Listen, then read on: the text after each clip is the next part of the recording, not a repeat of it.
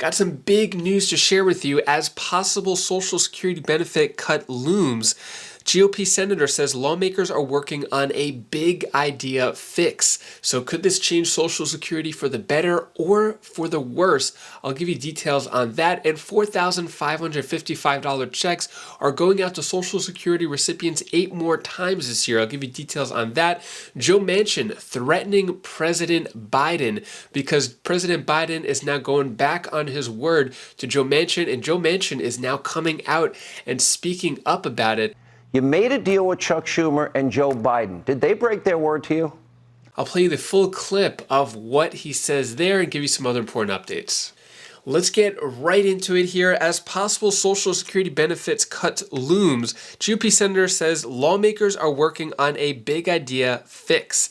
As Social Security faces a benefit cliff in the next decade, lawmakers are eyeing a new idea that borrows from private pensions to help shore up funds. The idea would require letting Social Security invest its funds in the market rather than the Treasury and cash it relies on. It is Silicon Valley Bank of pension funds with an investment strategy inadequate for a high inflation environment, Senator Bill Cassidy said of the program's current investments. So looks like Social Security could be invested in the stock market. Let's go over some more details here. So Senator Bill Cassidy revealed yesterday, that he is working on a bipartisan big idea to address the program's 75-year shortfall. The idea calls for creating investment fund separate from Social Security and allowing the investment to earn returns over a period of 70 years. The proposal would repair a key failing of Social Security's current strategy, which keeps all of the trust funds in their treasury or cash. Cassidy said treasuries yield anywhere from 1% to 3% at a time when inflation has been up to 7%. So by allowing the program to invest its funds in the market, which historically has provided more than 8% returns, that could address 75% of the 75-year shortfall. It gets us substantially there. It would target the Social Security Trust Fund's biggest weakness, which is that it has the absolute worst investment strategy you could have right now. It is the Silicon Valley Bank of pension funds with an investment strategy inadequate for high inflation environment. So basically this big idea, taking all this money, I think it's over $1 trillion, and putting it into the stock market. Now, personally, as an investor, I have a whole other YouTube channel called Wise Sense on investing, if you want to check that out. Some of that seems correct, that if you were to invest money in the market, even if the market goes all the way low, it goes high, over the course of the past 90 years, it's been over an 8% return, maybe about an average of 10% return per year, compared to the return it's getting now through the Treasury at a 1% to 3% per year. So I could see the math there, how it works. I'd love to see more detail. What he says is, we think it's a really good start on a solution. Now we need leading presidential candidates to step to the plate, be honest with the American people, and help us find the additional 25%. So that is just 75% there. It is not a full plan. There's no legislation, more just like an idea, putting it out there. So I'm really curious what other solutions they have to fix Social Security. I'll keep you updated on that. And then COLA, Social Security 2023 updates. Americans to get $4,555 checks 8 more times this year. See the full schedule. So actually today, Social Security payments are going out if your birthday falls between the 21st and 31st. So today, April 26th, checks are going out, which could be as high as $4,555. That's the highest that it'll be. It really depends on your personal situation, but it looks like there's 8 more times this year that Social Security will be going out. Basically, that's all that's talking about here. Moving on, Joe Manchin, not too happy here. So Manchin threatens Oh, hold on. Mentions threatens to support repeal of Biden's landmark climate bill. So Joe Manchin became the poster boy for the Inflation Reduction Act, and then because he was promised something in a private meeting, that he was going to get something himself, looked like it didn't work out, and now Joe Manchin is really upset about it. Senator Manchin dragged on Twitter for criticizing Biden's Inflation Reduction Act after he cast pivotal votes. So Joe Manchin was the one vote to pass the Inflation Reduction Act, and Joe Manchin wanted something in return. He wanted his own bill, but when it came time for Joe Manchin to have his back scratched, President Biden just turned his back and walked away and didn't go through with the deal. Take a look at what Joe Manchin has to say here, and he is not too happy. All right, now we turn to the great state in West Virginia.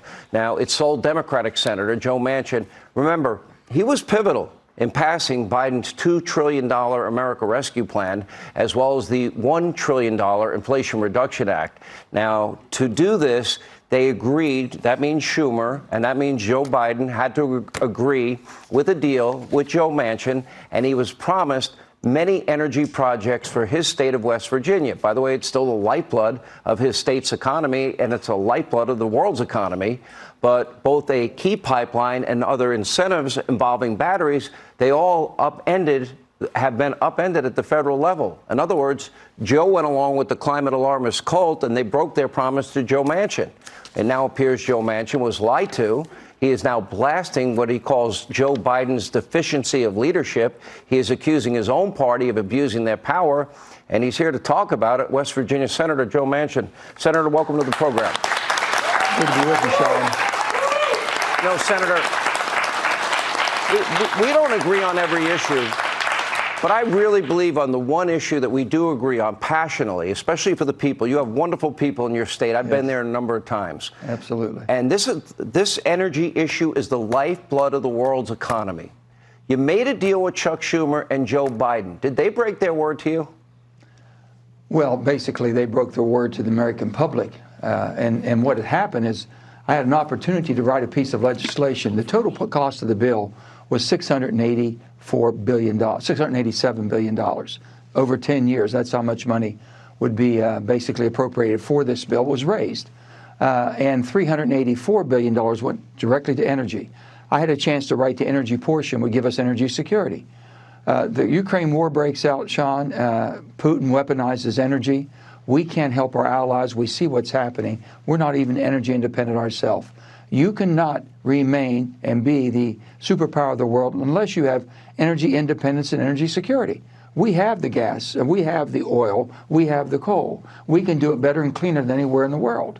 And so this piece of legislation was balanced. 10 years that we're going to have enough fossil to run our country and to help our allies around the world. And we also be investing in the new technology for the future. Now, they've disregarded that completely, what was agreed upon, and they know exactly what we agreed upon. This was energy security, and you have not heard the word energy security out of their mouth since it was passed. It's all about environment.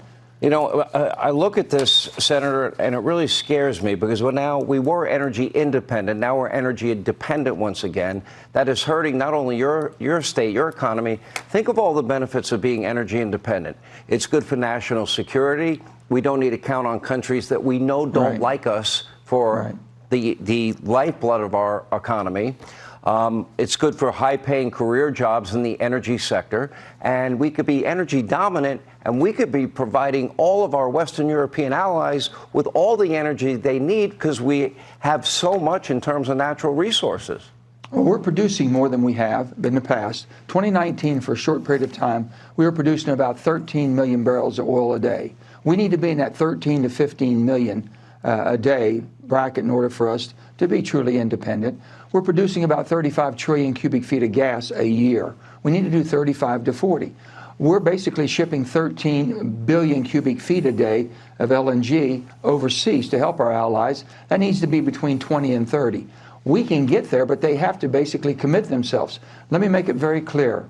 If this administration does not honor what it said it would do and basically continue to liberalize that, where $384 billion is what we're supposed to invest over 10 years, and they blow that out of the water and it's 6 or 7 or 800. I will do everything I can in my power to prevent that from happening, and if they don't change, then I would vote to repeal my own bill. Let me ask you this, Senator. You have been critical of Joe Biden. He said he will not negotiate originally with Kevin McCarthy. We have a debt ceiling deadline coming, we expect sometime in June. They have not spoken in 82 days. I don't know why Joe Biden refuses to meet with Kevin McCarthy.